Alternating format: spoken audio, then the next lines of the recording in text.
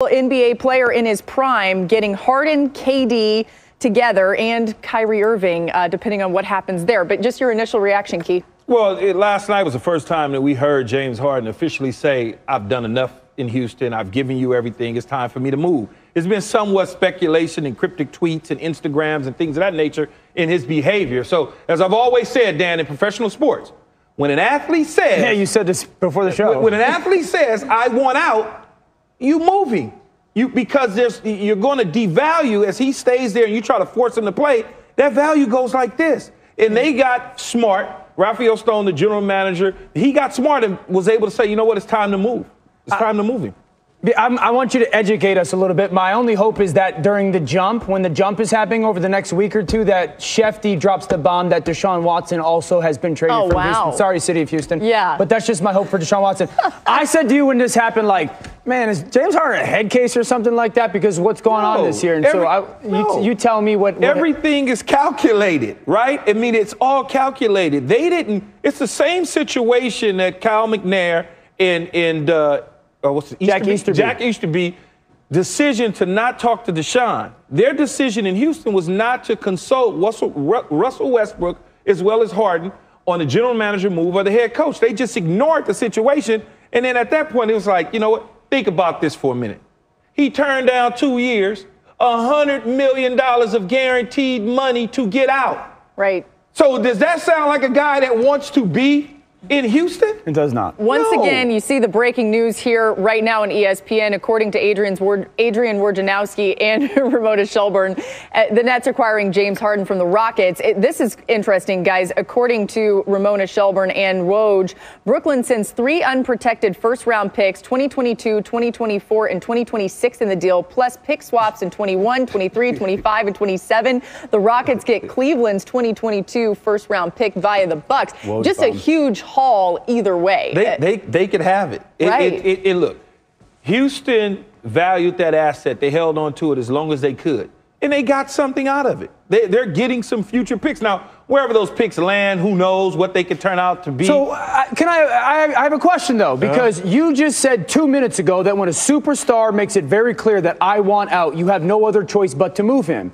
Before the show, we were talking about the Deshaun Watson situation. You said they're not going to move him. They can't. How is that different? Because he hasn't said he wants out. Remember, everything, he hasn't said it publicly. Okay, you're saying Harden made it very clear last night. Oh, last night. He said, man, I've done everything. Guys, let me add this to, this is happening as we're sitting here right now. Woj also tweeting the Rockets expanding the deal to send Karis LeVert to the Pacers for Victor Oladipo.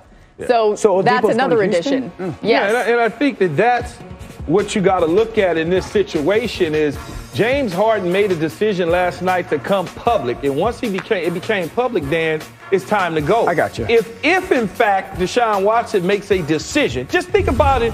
All the guys in the NFL that you've known that said, I want to get out of here. Jalen Ramsey, they moved him to the Rams from Jacksonville. Yeah. The big tackle that was in Washington that was moved to San Francisco. Trent Williams. He said, I don't want to play for these dudes. They eventually move you. I mean, that's just, you can't hold on to a bad asset.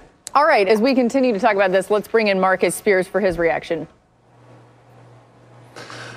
I mean, it was inevitable. James Harden unhappy that Mike D'Antoni and Daryl Morey was gone. They didn't talk about that with him.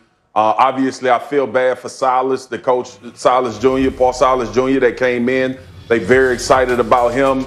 But you think about James Harden and Kevin Durant, along with Kyrie, hopefully, if Kyrie decides he wants to come back and play basketball, it's a reincarnation of the Oklahoma City Thunder. It was Westbrook, KD, and obviously James Harden. So now you have your big three, and the haul that you get for him.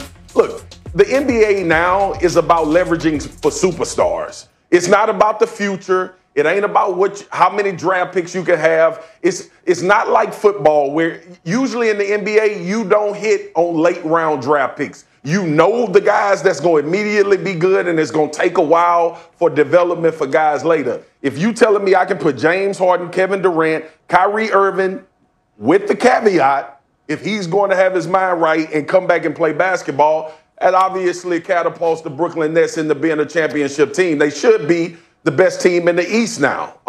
So look, it's an exciting time for James Harden. It should be an exciting time for the Houston Rockets. When you look at everything that's transpired over this time, it was Chris Paul. James Harden couldn't play with him. He wanted Russell Westbrook, couldn't play for him.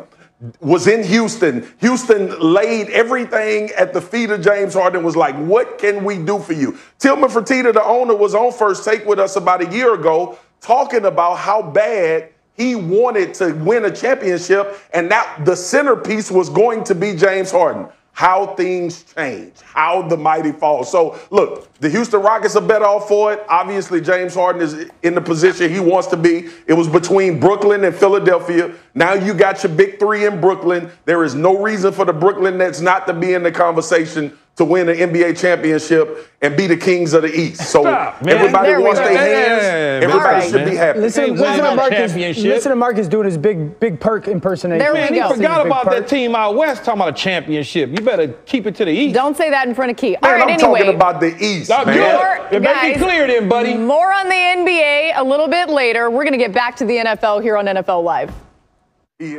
All I care about is winning, man. I want to win. Foles throwing, and it's intercepted.